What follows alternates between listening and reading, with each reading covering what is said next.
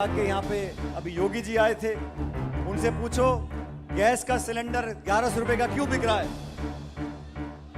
सब्जी, फल, फूल, टमाटर, तेल, चाय पत्ती, तेल सब महंगा क्यों है। तो बोलते हैं हिंदुस्तान आना पड़ेगा।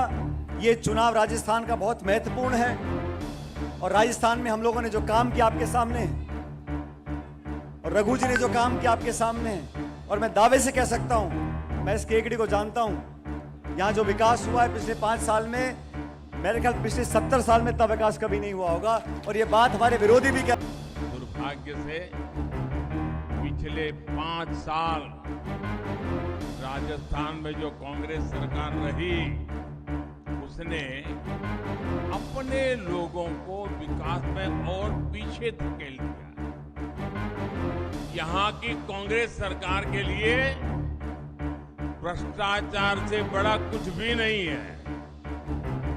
यहाँ की कांग्रेस के लिए परिवारवाद ही सब कुछ है। ये अपमान करने वाली सरकार जानी चाहिए कि नहीं जानी चाहिए? पूरे राजस्थान से जानी चाहिए कि नहीं जानी चाहिए?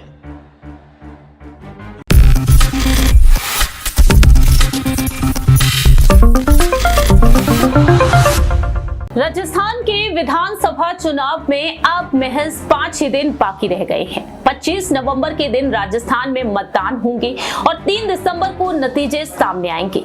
ऐसे में देखा जा रहा है कि इन विधानसभा चुनाव को मद्देनजर रखते हुए कांग्रेस नेता सचिन पायलट मोदी सरकार को खुलकर चुनौती दे रहे हैं और एक बार फिर से सचिन पायलट ने हुंकार भरी है, तो वहीं कांग्रेस महासचिव प्रियंका गांधी वाड्रा ने भी। नमस्कार, मैं प्रांशी राठौर और आप देख रहे हैं नेक्स्ट 9 न्यूज। दरअसल आपको बता दें कि राजस्थान में जो विधानसभा चुनाव काफी नजदीक है, उन विधानसभा चुनाव के लिए अब चुनावी प्रचार अपने चरम पर पहुंच चुका है। ऐसे में देखा जाए तो देश के प्रधानमंत्री नरेंद्र मोदी भी राजस्थान में हैं। वह चुनावी प्रचार में व्यस्त हो चुके हैं। बीजेपी के राष्ट्रीय अध्यक्ष जेपी नड्डा से लेकर गृह मंत्री अमित शाह, तो वहीं बीजेपी के तमाम दिग्गज नेता जैसे कि केंद्रीय मंत्री गजेंद्र सिंह शेखावत, पूर्व मुख्यमंत्री वसुंधरा राजे या फिर यूं कहा जाए कि बीजेपी सांसद दिया कुमारी। ऐसे में देखा जाए तो बीजेपी से जो उम्मीदवार मैदान में उतारे गए हैं, वह सभी चुनावी प्रचार में काफी ज्यादा व्यस्त हैं। और अब यहां पर रुख किया जाए अगर कांग्रेस खेमे की तरफ, तो कांग्रेस खेमे से भी हर एक नेता आगे बढ़ रहा है। आपको जानकारी दे दें कि आज जहां एक तरफ प्रियंका गांधी वाड्रा राजस्थान में अजमेर के कैकड़ी पहुंची, तो वहीं सचिन पायलट की मौजूदगी भी यहां पर देखने को मिली। सचिन पायलट के साथ साथ यहां पर प्रदेश प्रभारी सुखजिंदर सिंह रंधावा, तो वहीं बाकी के तमाम दिग्गज नेता भी मौजूद रहे। ऐसे में सचिन पायलट ने हुंकार भरी और उन्होंने उत्तर प्रदेश के मुख्यमंत्री योगी आदित्यनाथ पर भी निशाना साध दिया। लेकिन दूसरी ही तरफ हनुमानगढ़ पहुंचे पीएम मोदी और पीएम मोदी गहलोत सरकार पर जमकर बरसते हुए नजर आए। ऐसे में देखा जाए तो यहाँ पर दोनों ही एक दूसरे को कड़ी चुनौती देते हुए नजर आ रहे हैं। सबसे पहले आपको सचिन पायलट का वो वीडियो दिखाते हैं कि सचिन पायलट ने किस तरीके से बीजेपी की मुश्किलों को बढ़ा दिया है। देखिए जरा। साल का भविष्य, हमारे प्रदेश की दिशा और दशा आपको तय करनी है। हमारे नौजवान, हमारे किसान किस हालात में अगला 5 साल काटेंगे, उसका निर्णय आप लोगों को करना है। ये चुनाव बहुत महत्वपूर्ण इसलिए भी है साथियों कि हमने 10 साल में केंद्र की भाजपा की सरकार को देख लिया और आप लोग भी कोई कसर नहीं छोड़ते। जब देते हो छप्पर फाड़ के देते हो। 2 बार आपने भाजपा की पूर्ण बहुमत की सरकार दिल्ली में बना ली। अब 10 साल से वो सरकार दिल्ली में है, इन्होंने कोई कसर नहीं छोड़ी। किसान, नौजवान, महिला, ऐसा नीति निर्माण इन्होंने किया है। हर व्यक्ति, मध्यम वर्ग का व्यक्ति, किसान वर्ग आज परेशान है, दुखी है, पीड़ित है, चिंतित है। इनकी रिपोर्ट कार्ड हमारे सामने। लेकिन जैसा रघु जी बता रहे थे, जब चुनाव का समय आता है तो यहाँ पे बड़े बड़े नेता आते हैं और लगातार राजस्थान के बाहर के आके यहाँ पे अभी योगी जी आए थे, उनसे पूछो गैस का सिलेंडर 1100 रुपए का क्यों बिक रहा है। सब्जी, फल, फूल, टमाटर, तेल, चाय पत्ती, तेल सब महंगा क्यों है। तो बोलते हैं हिंदुस्तान पाकिस्तान। हम बोलते हैं फौज में भर्ती खत्म कर दी। हम कहते हैं फौज की भर्ती खत्म कर कर अग्निवीर चालू कर दिया। नौजवानों के भविष्य से खिलवाड़ कर रहे हो। हमारा नौजवान लड़का भर्ती होगा 19-20 साल का, 4 साल की नौकरी और फिर छुट्टी। हम पूछते हैं किसानों के खिलाफ आपने 3 काले कानून क्यों बनाए? तो जवाब आता है मंदिर और मस्जिद। इन सब लोगों को मजहब, धर्म, मंदिर, मस्जिद, हिंदू, मुसलमान, इसके अलावा चौथी बात कोई आती नहीं। हमारी पार्टी, आज आप जानते हो, केकड़ी में, राजस्थान में नरेगा के काम चलते हैं, कहीं कम कहीं ज्यादा। ये नरेगा का कानून किसने बनाया? ये कांग्रेस सरकार ने बनाया, सोनिया जी ने बनाया, मनमोहन सिंह जी ने बनाया। रोजगार का अधिकार दिया, शिक्षा का अधिकार दिया, खाद्य सुरक्षा का अधिकार दिया, सूचना का अधिकार दिया, आदिवासियों को संरक्षण दिया। राजीव गांधी जी ने महिलाओं को, ओबीसी को, SC ST को आरक्षण दिया ग्राम पंचायत के अंदर। ये कानून हमारी सरकार ने बनाए। और भाजपा ने के कानून बनाए 3 काले कानून किसान के खिलाफ, नोटबंदी, GST और अमीर गरीब की खाई को लगातार बढ़ाते जा रहे हैं। देश की संपूर्ण संपत्ति, हवाई अड्डे, रेलवे लाइन, खान के गोदाम, बिजली घर औने पौने दाम में 2-5 लोगों को दे रहे हैं। आप सबको सचेत होना पड़ेगा। ये चुनाव राजस्थान का बहुत महत्वपूर्ण है और राजस्थान में हम लोगों ने जो काम किया आपके सामने है और रघु जी ने जो काम किया आपके सामने है, और मैं दावे से कह सकता हूं, मैं इस केकड़ी को जानता हूं, यहां जो विकास हुआ है पिछले 5 साल में, मेरे ख्याल पिछले 70 साल में इतना विकास कभी नहीं हुआ होगा। और ये बात हमारे विरोधी भी कह। आपने देखा कि किस तरह से सचिन पायलट ने यहाँ पर अपनी बात रखी और दूसरी ही तरफ प्रियंका गांधी वाड्रा कहती हैं कि धर्म की राजनीति के लिए यहाँ पर धर्म की राजनीति करते हुए बीजेपी यहाँ पर आगे बढ़ रही है और वोट मांगती हुई नजर आ रही है। और ऐसे में देखा गया है कि गहलोत सरकार पर ही यहाँ पर PM मोदी हमलावर होते हुए नजर आए हैं। तो PM मोदी ने यहाँ पर क्या कुछ कहा और PM मोदी के भाषण के बाद, सचिन पायलट, प्रियंका गांधी के भाषण के बाद देखा जाए तो अब जनता का रुख किस तरफ रहेगा? आखिरकार जनता का ये सभी ध्यान खींच पाएंगे या फिर नहीं, ये वक्त के साथ पता चलेगा। लेकिन फिलहाल आपको PM मोदी का वो भाषण सुनाते हैं। कांग्रेस और उसके घमंडिया गठबंधन की ये पहली हरकत नहीं है। सनातन को लेकर इन्होंने क्या कहा है, ये पूरे देश ने देखा है। मेरी माताएं बहनों ने तो बहुत आक्रोश व्यक्त किया है। कांग्रेस और उसके साथी सनातन को खत्म करने का ऐलान कर रहे हैं और सनातन को खत्म करने का मतलब है राजस्थान की संस्कृति को खत्म करना। क्या ये करने देंगे आप? ये करने देंगे? ये कांग्रेस के कारनामे चलने देंगे? एक घमंडिया गठबंधन के करतूत मान्य करेंगे? साथियों, हम सब तो भली भांति जानते हैं, यहाँ जालोर जिले में कानीवाड़ा में हनुमान जी का प्राचीन मंदिर है।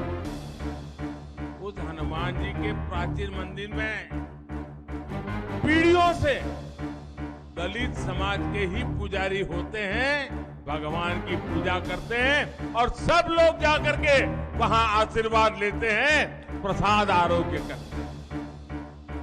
ऐसी प्रेरणादायी भूमि पर कांग्रेस के संरक्षण में दलितों को निशाना बनाया जा रहा है।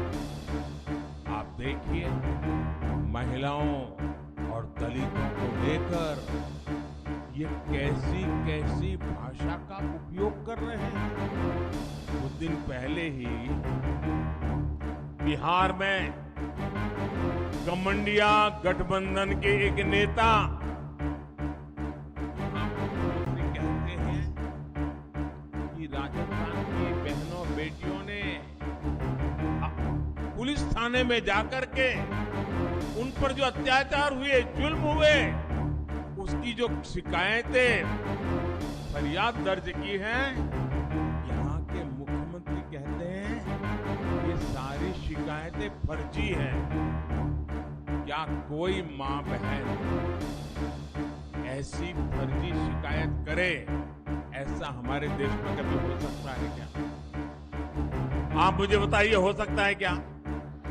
कभी कोई महिला, हमारे देश की माताएं बहनें तो ऐसी हैं, थोड़ा सा भी उनके साथ किसी ने बदतमीज की हो तो चुपचाप वहां से चुपचाप चली जाती है, वो है कि वो बुरा आदमी है, वो अपने घर जाए, मैं अपने काम पे चली जाती हूँ।